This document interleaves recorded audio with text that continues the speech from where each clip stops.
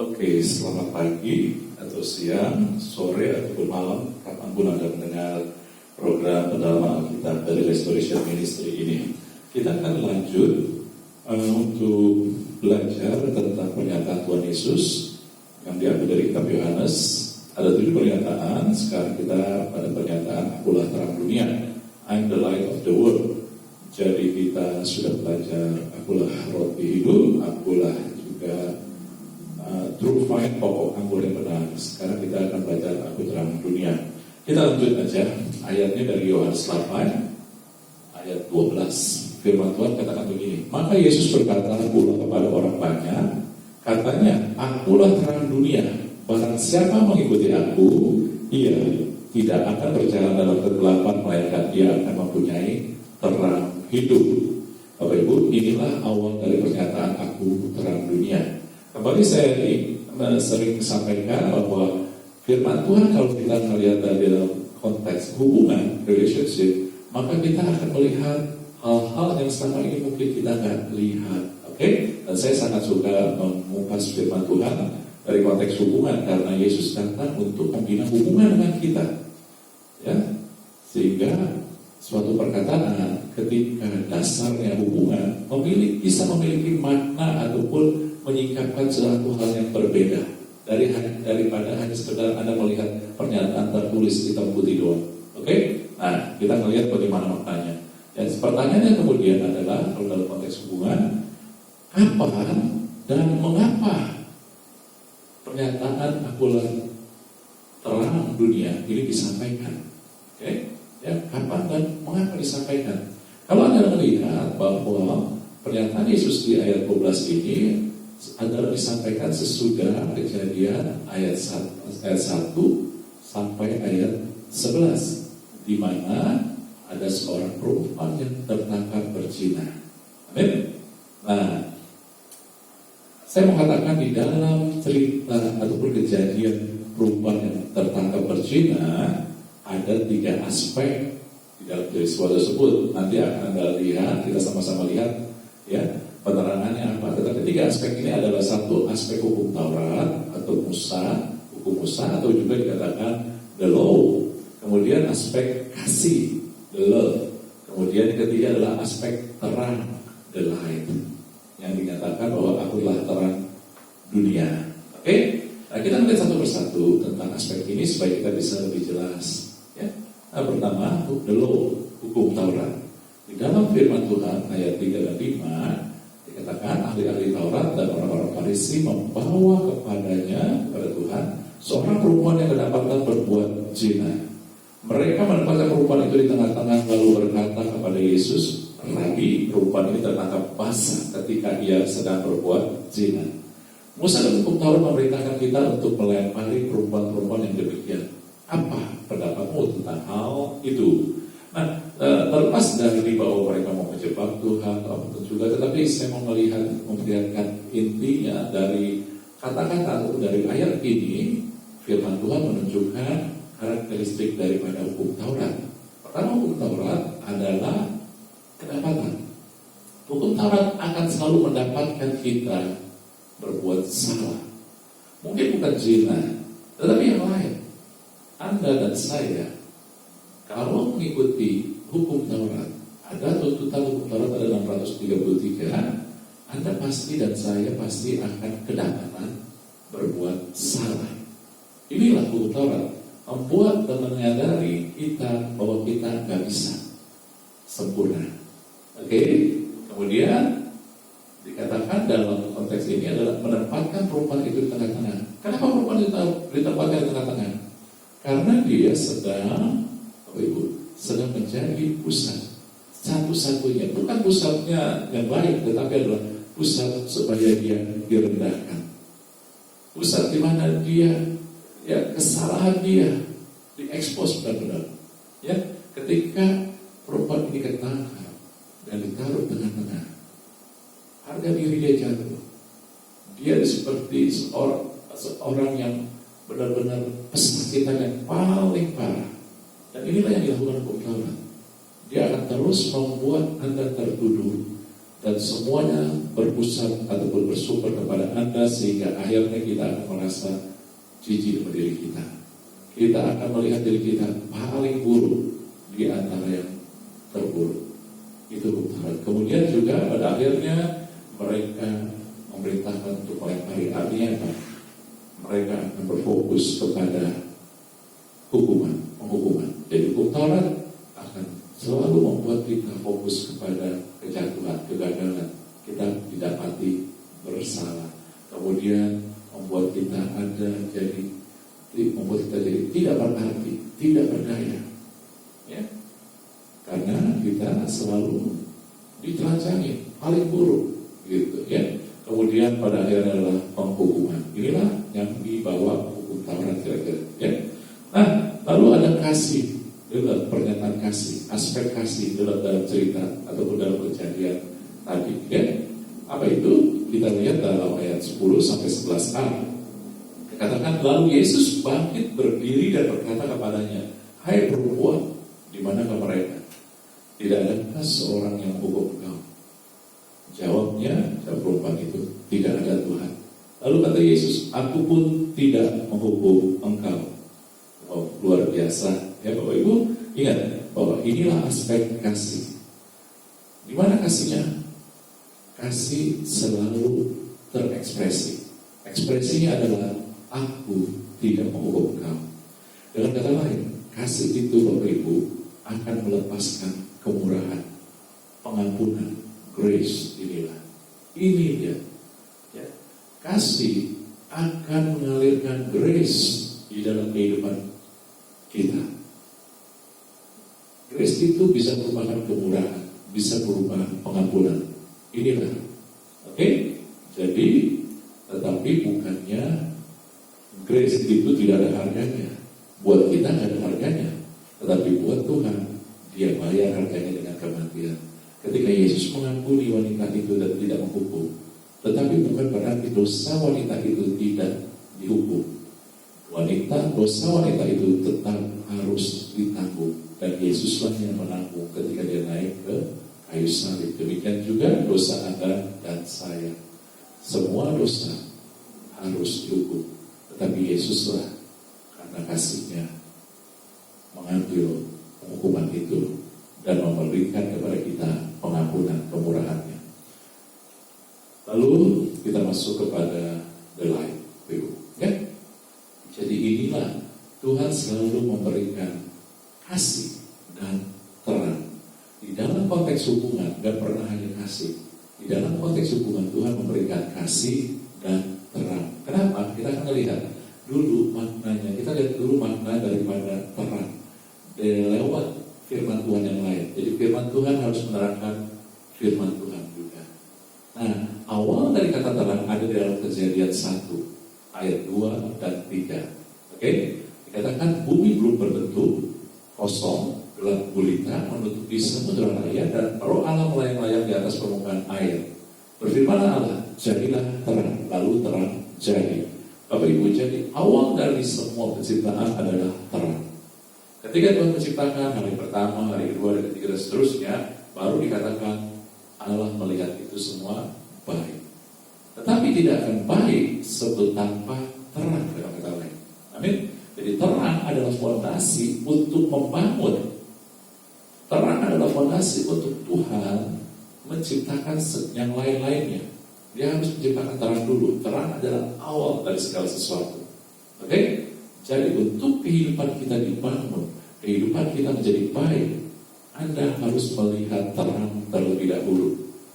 Itulah Yesus katakan ketika Dia membangun kehidupan wanita yang ketakutan dan berzina ini. Dia memiliki kasih untuk memberikan pengampunan, tetapi Dia juga memiliki kasih untuk membangun kehidupan wanita ini. Dan hanya terang. Nah, bagaimana bentuknya? Kita lihat di sini, ya. Kita lihat untuk apa terang itu? Terang itu adalah untuk sesuatu belum berbentuk, sesuatu yang kosong, sesuatu yang gelap gulita. Ini adalah suatu hal yang saya katakan belum berbentuk, kosong dan gelap gulita adalah suatu pernyataan atau keadaan hidup yang tidak mempunyai arah. Belum berbentuk itu belum mempunyai suatu arah. dia mau jadi apa, ya. Nah, itu seperti kira-kira kayak gitu. Jadi disitulah kita butuh terang. Ketika kehidupan kita nggak punya arah, saya nggak tahu mau kemana Tuhan, saya nggak tahu apa lagi yang harus saya lakukan, saya nggak tahu saya harus berbuat apa, kita nggak punya arah. Ketika kehidupan kita kosong artinya kita nggak memiliki sesuatu. Tuhan, hidupku aku nggak punya sesuatu yang bisa aku gunakan. Kira-kira kayak begitu ya. No, kosong itu no. Tuhan, hidupku tuh ya benar-benar di bottom. Gitu kira-kira ya. Dan juga dalam gurita bicara kekacauan. Nah, di sini terang dibutuhkan. Terang memberikan landasan untuk menjadikan hidup yang tidak mempunyai arah, yang kosong, yang kacau menjadi baik, bisa dibangun. Oke? Inilah yang diberikan Tuhan. Tuhan bukan hanya memberikan pengampunan, kasih karunia kepada wanita itu, dia juga memberikan terang. Kenapa? Karena dia mau membangun kehidupan wanita ini yang selama ini gak punya arah, selama ini hancur, selama ini kacau. Itu kita melihat bagaimana Tuhan membangun kehidupan wanita ini dari ayat 11. Yesus berkata, aku pun tidak menghukum kau. Ini pernyataan kasih. Lalu dikatakan, pergilah dan jangan berbuat dosa lagi mulai dari sekarang. Kata pergilah ini ketika wanita ini disuruh pergi, Tuhan mengatakan dengan memperlihatkan bahwa sekarang kamu punya harapan, karena engkau gak dihukum lagi. Sehingga kehidupanmu sekarang bukannya menjalankan hukuman, sekarang kehidupanmu adalah membangun harapan. Kehidupan yang dibangun selalu memiliki harapan. Ketika Anda tahu kejadian ataupun ada hal-hal yang gak enak, tapi Anda tahu ini belum selesai, ini sedang dibangun sesuatu, maka harapan itu selalu ada. Firman Tuhan, pengharapan di dalam Kristus tidak mengecewakan. Amin. Dan Yesus mengatakan, pergilah bukan dengan sebagai orang yang tertawan, terhukum, tetapi pergilah sebagai orang yang sudah diampuni. Pergilah sebagai orang yang dikasihi Tuhan, sehingga kehidupanmu tidak lagi sama. Engkau punya sesuatu yang mau Tuhan bangun. Engkau punya harapan. Kemudian, jangan berbuat dosa lagi. Ini adalah pernyataan Tuhan, bukannya tuntutan, bukannya suatu hal juga syarat, tetapi arah. Orang yang mengasihi, orang yang mengampuni, kemudian dia tak hanya sekedar ampuni, tetapi dia mau kehidupan orang itu berubah. Oleh sebab itu dia berikan arah. Kamu sudah diampuni, sama seperti kita.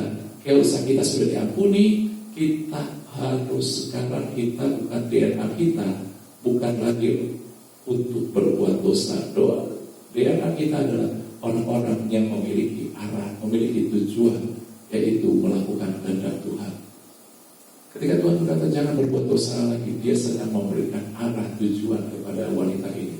Kamu tidak diciptakan untuk menjadi pencina, kamu tidak diciptakan untuk menjadi pelacur, kamu diciptakan untuk menjadi orang yang punya tujuan, orang yang dipakai Tuhan, orang yang untuk memberitakan perbuatan-perbuatan Tuhan yang ajaib. Itu Bapak Ibu. Kalau Anda hanya sekedar baca kata demi kata, Anda tidak melihat isi hati, Anda tidak melihat isi hati Tuhan, Anda tidak melihat karya Tuhan. Karena karya Tuhan itu bukan hanya sesaat.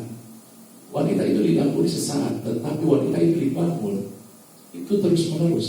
Dan kalau Anda lihat bahwa wanita ini kemudian yang orang katakan Maria Magdalena menjadi sahabat Tuhan dan selalu mengikuti Tuhan, hidupnya berubah.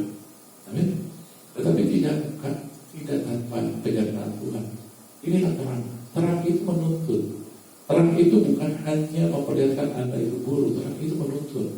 Hukum Taurat hanya memperlihatkan Anda itu buruk, tapi terang membuat Anda punya tujuan tuntunan. Yang ketiga adalah dikatakan dari sekarang. Kata dari sekarang itu juga banyak orang kalau hanya sekedar baca doang tanpa mengerti isi hati Tuhan, mereka pikir ayo bertobat sekarang. Nah, ketika Anda Tuhan katakan dari sekarang, dia sedang mengatakan sekarang pun kamu sudah punya kekuatan. Terang itu akan memberikan kekuatan. Ketika Anda mengerti tentang terang, Anda akan mempunyai kekuatan untuk hidup benar, untuk mulai membangun kehidupan kita. Amin.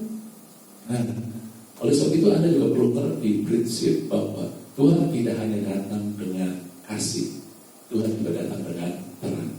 Di dalam firman Tuhan, ini harusnya Yohanes, bukan Kejadian, Yohanes 1 ayat 17 dikatakan kasih karunia dan kebenaran datang oleh Yesus Kristus. Ya, grace and truth come through Jesus Christ. Amin. Nah, saudara-saudara, ini Anda melihat di sini, Tuhan selalu menyatakan kasih dan memberikan terang dari cerita, dari kejadian wanita yang katakan berzina tersebut. Ya. Nah, Anda tahu kasih, tadi kita melihat kasih itu akan melepaskan kasih karunia, pengampunan, grace. Amin. Kasih. Jadi Anda melihat kasih karunia, ya, diberikan ataupun keluar dari Allah yang mengasihi kita. Tetapi di mana truth-nya? Truth-nya adalah terang, Bapak Ibu. Terang itulah, ya, kita sering dengar, kita tahu firman-Mu itu adalah pelita bagi kakiku. Pelita itu terang. Jadi terang adalah kebenarannya, kasih karunia dan kebenaran. Ya, kasih karunia itu hasil ataupun keluar dari kasih Tuhan. Nah, kebenaran akan membawa terang. Itu dengan kata lain. Jadi Anda melihat sendiri bahwa ini tidak bisa dipisahkan. Kalau Anda memisahkan kebenaran, hanya kebenaran tanpa kasih karunia, ini akan menyakitkan. Anda sepertinya hanya sekedar tahu bahwa ini salah, Tuhan mau Anda tidak berbuat dosa.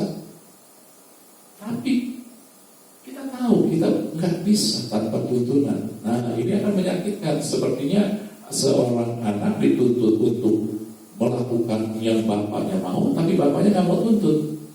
Sakit kan? Ya. Nah, tetapi kebalikannya juga, kasih karunia tanpa terang berbahaya. Orang pikir, oh iya, kasih karunia Tuhan sayang saya, pasti saya diampunin. Lalu Anda buat lagi, itu berbahaya. Oke? Jadi benar adalah, ya, bahwa kita percaya ataupun paham kita adalah bukan hanya grace, tetapi grace and truth. Ini menjadi kesatuan. Anda mendapatkan kasih karunia, tapi Tuhan tidak berikan hanya kasih karunia. Paketnya adalah kasih karunia dan terang dan kebenaran. Sehingga hidupan Anda setelah mendapatkan pengampunan, mendapatkan kasih karunia, hidupan Anda adalah kehidupan yang dituntun, dipimpin, dibangun oleh Tuhan. Anda diberikan pengharapan, Anda diberikan menjadi manusia baru di dalam Anda diberikan kekuatan. Itu bukan dari kita, tetapi dari Tuhan yang menyertai kita. Oke, Bapak Ibu. Jadi kita bisa melihat bahwa kita tidak bisa tanpa terang, tetapi terang juga datang bersama dengan kasih karunia. Oke, demikian. Mudah-mudahan semua Anda bisa mengerti. Kalau Anda tidak mengerti, silakan bertanya, ya, kasih komentar ataupun juga Anda bisa bertanya langsung kepada saya. Tuhan memberkati.